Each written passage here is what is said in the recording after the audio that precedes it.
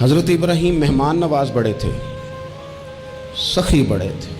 حضرت ابراہیم علیہ السلام کے بارے میں نبی پاک صلی اللہ تعالیٰ علیہ وسلم نے فرمایا سب سے پہلے جس بندے نے کسی کی مہمان نوازی کی تھی نا وہ حضرت ابراہیم علیہ السلام ہے۔ اس کا ایک معنی علماء نے یہ بھی اس حدیث کا بیان کیا کہ جس نے سونی کر کے، مسجہ کر کے، خوبصورت کر کے، تیار کر کے، عزت کے ساتھ، آنر کے ساتھ کسی مہمان کو سب سے پہلے کسی نے اس اہتمام سے کھانا کھلایا وہ حضرت ابراہیم علیہ السلام ہے۔ زبردست مہمان نواز تھے، زبردست۔ اپنے گھر کے 4 دروازے بنائے ہوئے تھے، 4، اور فرماتے تھے میری خواہش ہے کہ چاروں طرف سے مہمان آئیں، روٹیاں پکتی رہیں، دنیا کھاتی رہے، دنیا آوے کھا کھا جاوے راضی ہووے بلا، آئیں لوگ کھائیں، یہ میری خواہش ہے۔ روٹی کھلاؤ، روٹی کھلاؤ، روٹی کھلاؤ، لنگر کھلاؤ۔ حضور صلی اللہ علیہ وسلم سے پوچھا گیا یا رسول اللہ بہترین مسلمان کون ہے؟ تو حضور نے فرمایا جو سلام لینے میں پہل کرے اور کھانا زیادہ کھلائے، کھانا کھلائے، جو جس کا مزاج ہو کھانا کھلانے کا، طبیعت ہو کھانا کھلانے۔ حضرت ابراہیم علیہ السلام اتنی مہمان نوازی کرتے کہ نبی پاک صلی اللہ علیہ وسلم نے فرمایا یہ ترغیب و ترہیب میں موجود ہے۔ حضور علیہ السلام نے فرمایا کہ اللہ تعالیٰ نے حضرت ابراہیم علیہ السلام سے ایک دفعہ فرمایا ابراہیم یہ جو آپ کو اپنا خلیل بنایا ہے نا یہ اس لیے بنایا ہے کہ آپ کے دل مخلوق کے حق میں بڑے نرم ہیں، آپ مہمان نوازی بڑی کرتے ہیں، اور کبھی کبھی مشکل حالات ہوتے ہیں نا، ٹف حالات، ان میں بھی مہمان نوازی کرتے، ان میں بھی پانی پلاتے، کھانا کھلاتے، لوگوں کو اس دور کی ضروریات کے مطابق لوگوں کو دیکھتے۔ ہمارے نا پورا باب ہے حدیث پاک میں، بخاری مسلم میں، کہ بندہ ہمیشہ دل کا غنی ہوتا ہے۔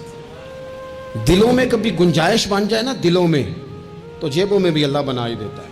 اپنے دلوں میں گنجائش بنائیں لوگوں کے لیے، اپنی طبیعتوں میں گنجائش، ہماری طبیعتوں میں گنجائش نہیں ہوتی۔ اللہ تعالیٰ بعض بندوں کو نواز دیتا ہے، انہیں چاہیے کہ وہ گنجائش رکھیں، کشادہ کریں اپنے دل کو، سینے کو۔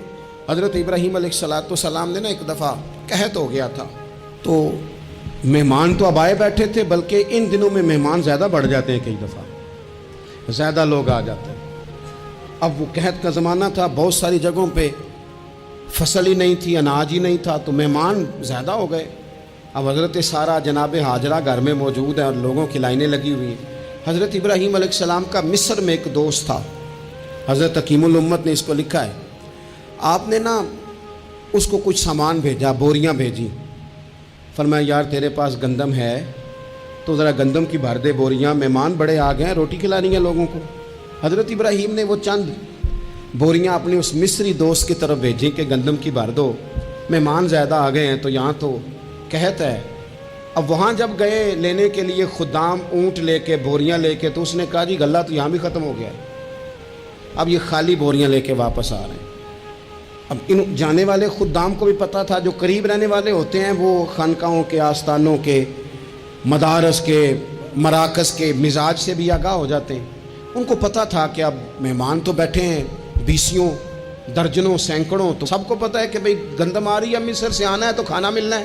اب بوریاں جب خالی آئیں گی تو بڑا مسئلہ بن جائے گا، ان کے تو دل کمزور پڑ جائیں گے۔ انہوں نے کہا کہ تسلی دیتے ہیں، ان کو تسلی دیتے ہیں۔ رستے میں نا کچھ ریت بوریوں میں بھر لی تاکہ فوری طور پہ دیکھنے والے پریشان نہ ہوں، ریت بھر کے لے جاتے ہیں اور پھر جا کے آرام سے رکھ دیں گے۔ پھر حضرت ابراہیم سے گزارش کریں گے غلہ نہیں ملا، وہ ایک خوبصورت سا آواز کریں گے، لوگوں کو دلوں کو تسلی ہو جائے گی اور پھر اگلا بندوبست کر لیں۔ اب وہ بوریاں ساری کی ساری ریت سے بھری رکھی۔ حضرت مفتی احمد یار خان صاحب رحمۃ اللہ علیہ نے لکھا ہے کہ وہ بوریاں لا کے جب لوگوں نے آتے دیکھی بوریاں تو طبیعت لوگوں کی، کئی دنوں کا کھانا نہیں کھایا تھا، حشاش بشاش ہو گئیں، بچے، بوڑھے، بیمار، سبھی کے دل تسلی میں آ گئے کہ آج کھانا ملے گا۔ بوریاں ایک کونے میں رکھ دیں۔ حضرت ابراہیم آرام فرما تھے کہیں یا کسی ذکر و فکر کی مصروفیت میں مشغول تھے، ظاہراً انہیں بتایا نہ گیا۔ اب وہ جہاں گندم رکھی جاتی تھی وہاں جا کے وہ ریت کی بوریاں رکھ دیں۔ وہ خدام وہاں سے ہٹ گئے چونکہ وہ گھر کا حصہ تھا۔ اب جناب ہاجرہ حضرت سارہ اٹھیں، ریت والی بوریاں جب کھولیں تو بہترین گندم نکلی اندر سے۔ اللہ تعالیٰ جب رزق دیتا ہے تو پھر بغیر، اور واللہ خیر الرازقین، بہترین رزق دینے والا اللہ ہے، سب سے بہتر رزق دینے والا۔ وہ کھولا ان کو، بہترین گندم نکلی. انہوں نے فوراً کنیزیں جو تھیں ان کو بلایا, گندم پیس لی گئی. اسی وقت کھانا پکنے لگا. حضرت ابراہیم تشریف لائے, کھانا چل رہا ہے, لوگ لنگر کھا رہے ہیں. اب وہ خدام بھی پریشان تھے کہ بھئی ہم تو لائے تھے ریت, یہ گندم کیسے آ گئی.